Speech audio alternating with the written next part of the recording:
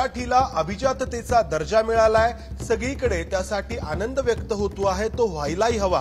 मात्र ही मराठी भाषा जिथं मूळ धरते त्या मराठी शाळांची अवस्था आज काय आहे ते जर आपण तपासलं नाही तर आपण कोशात राहतो आहोत, एका मृगजळाच्या पाठीमागे धावतो आहोत असं ठरेल। त्यासाठी आम्ही एका पुण्यातील मराठी शाळेमध्ये आहोत, खरं तर बंद पडलेल्या मराठी शाळेमध्ये आहोत, कारण या मराठी शाळेचे हे वर्ग अक्षरशः कुलूप लावून बंद करण्यात आलेले आहेत। पुण्याच्या येरवडा भागातील संत ज्ञानेश्वर नावाचे हे महाविद्यालय आणि इथं असलेल्या या मराठी शाळेतील विद्यार्थ्यांची पटसंख्या सातत्याने कमी होत गेली, त्यामुळे एकामागोमाग एक असे वर्ग कुलूप लावून बंद करावे लागले। पुणे महापालिकेच्या एकूण शहरामध्ये 332 मराठी आणि इंग्लिश किंवा सेमी इंग्लिश अशा शाळा आहेत आणि त्यातील खास करून ह्या मराठी माध्यमाच्या शाळा आणखी एक हा वर्ग की जो बंद करण्यात आलेला आहे।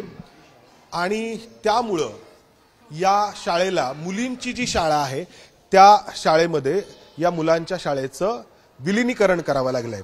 या शाळेच्या मुख्याध्यापिका आपल्या सोबत आहेत आणि त्याचबरोबर या भागामध्ये काम करणारे सामाजिक कार्यकर्ते डॉक्टर सिद्धार्थ धेंडे।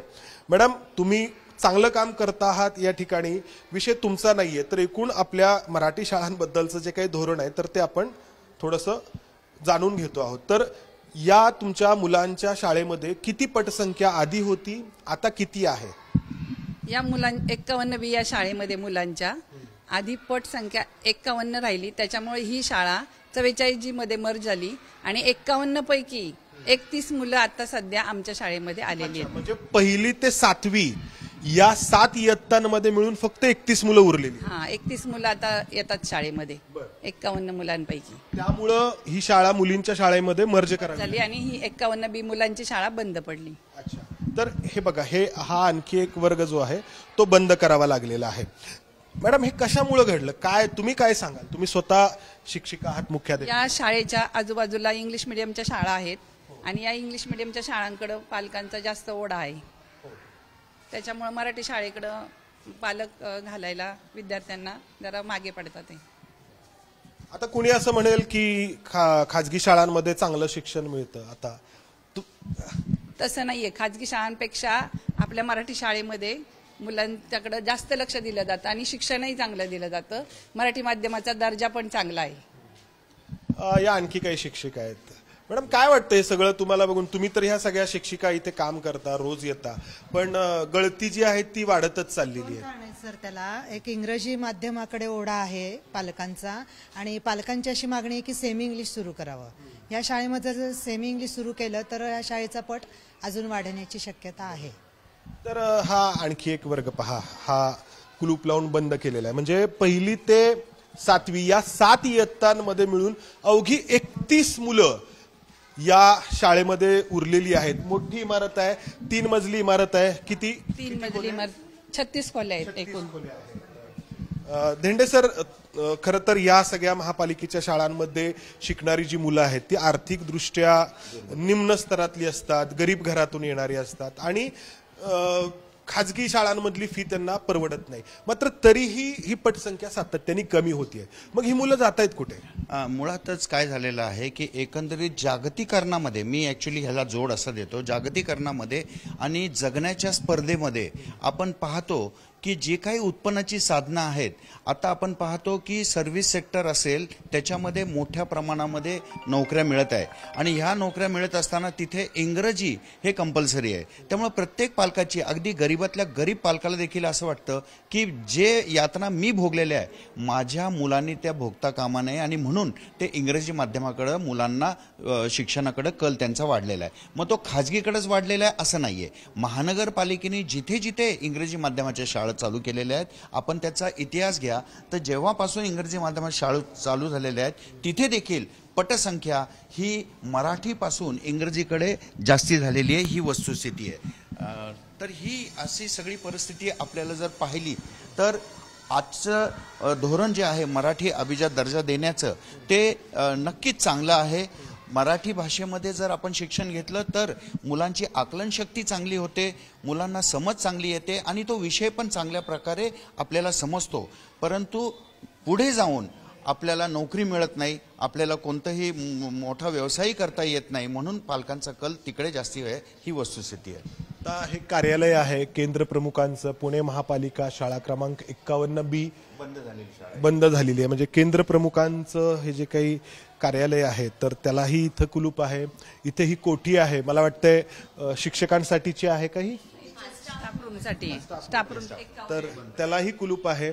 इयत्ता 7वी ब चा तो वर्ग, तर त्यालाही कुलूप आहे. खालच्या मजल्यावरती शाळा मुलींची भरते आणि जी मुलं 31 मुलं उरलेली आहेत ती खाली तुम्ही शिकवता. मर्ज केलेली 44G मध्ये 31 मुलं विद्यार्थी मर्ज केलेले आहेत. खरं तर हा मोठा डिबेटचा विषय आहे, आपण इथं करण्याचा नाहीये की मातृभाषेतून शिक्षण मिळावं असं भले भले शिक्षण तज्ज्ञ सांगतात आणि दुसरीकडे ही मराठी शाळांची अशी अवस्था स्पर्धेच्या युगात टिकण्यासाठी म्हणून इंग्रजीला पर्याय नाही असं म्हणून. काय तुम्ही शिक्षिका म्हणून काय सांगाल तुम्ही? नाही, आताचा जर विचार केला सर तर सरकारी गव्हर्नमेंट शाळा मराठी शाळापेक्षा सगळ्यांचा ओढा हा इंग्रजी शाळेकडे जास्त आहे. त्याच बाजूने जर दुसऱ्या गोष्टीचा विचार केला तर आपला जो सरकारी शिक्षक आहे गव्हर्नमेंट टीचर्स त्यांना अशैक्षणिक कामाचा जास्त बोजा आहे. वरतून वेगवेगळे उपक्रम राबवले जात आहेत. म्हणजे जे आमचं मेन मुख्य कारण आहे, कर्तव्य आहे आमचं मुलांना शिकवणे, त्याच्यापासून शिक्षक बाजूला काय कामं सांगतात तुम्हाला? वेगवेगळे उपक्रम आहेत. BLO आहे, BLOचं काम तर सतत चालू आहे. आता ते सुद्धा ऑनलाईन काम सुरू झालेलं आहे.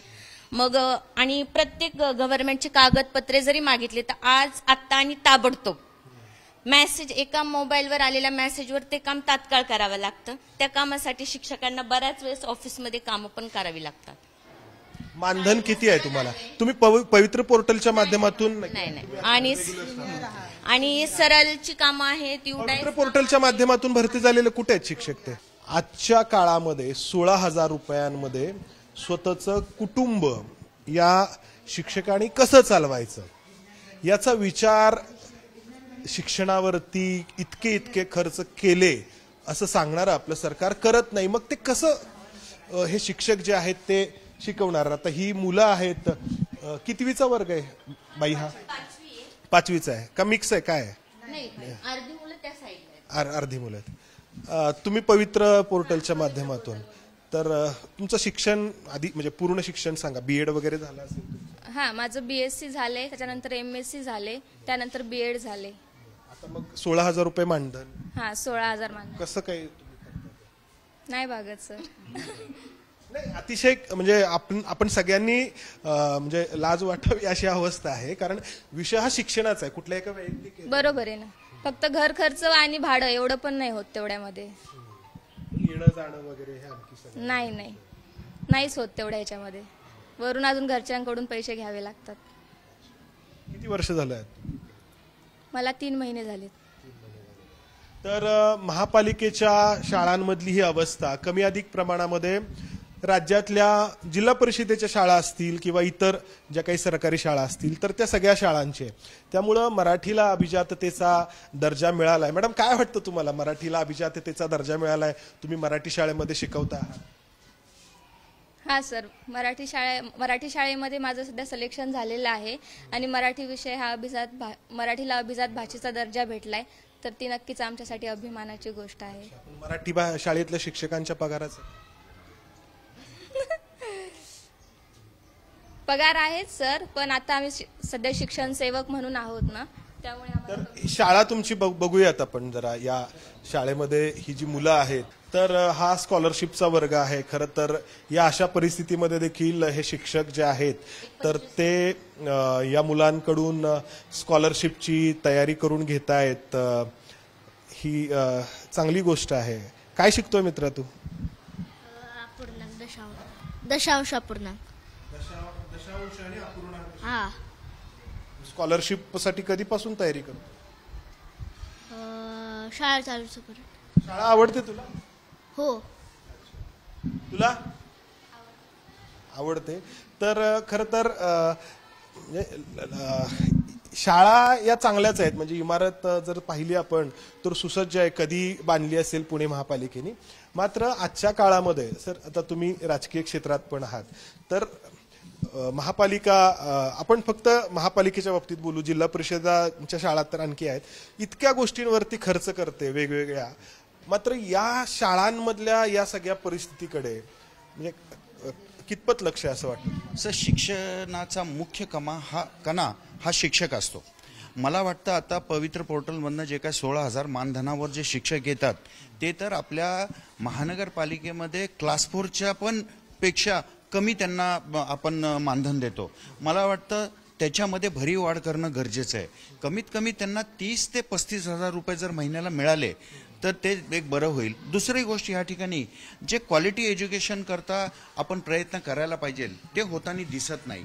आपल्याला इथं पालक सभा घेणं गरजेचं असतं. त्याचबरोबर आपल्याला मुलांचं समुपदेशन करणं गरजेचं असतं. मुलांना खेळामध्ये आवड निर्माण करण्याकरता इथे खेळाचे मैदानं आणि खेळाचे शिक्षक प्लस एक्स्ट्रा करिक्युलर ॲक्टिव्हिटीज करता, समजा सिंगिंग असतील, डान्स असतील, ह्याच्याकरता पण प्रयत्न करणं गरजेचं आहे. जे होताना दिसत नाही ही वस्तुस्थिती आहे. म्हणून पालकांचा कल हा महानगरपालिकेच्या शाळेमधनं आणि प्रामुख्याने मराठी शाळेमधनं मग इंग्रजी माध्यमाकडं किंवा खाजगी शाळेकडे जास्ती होतोय. तर याकरिता नुसतं पगारावर खर्च करणं. 1957 साली या शाळेचं उद्घाटन झालं होतं. ज्यावेळी उद्घाटन झालं त्यावेळी अनेक पिढ्या तेव्हापासून या शाळेतून शिकून पुढे गेल्या.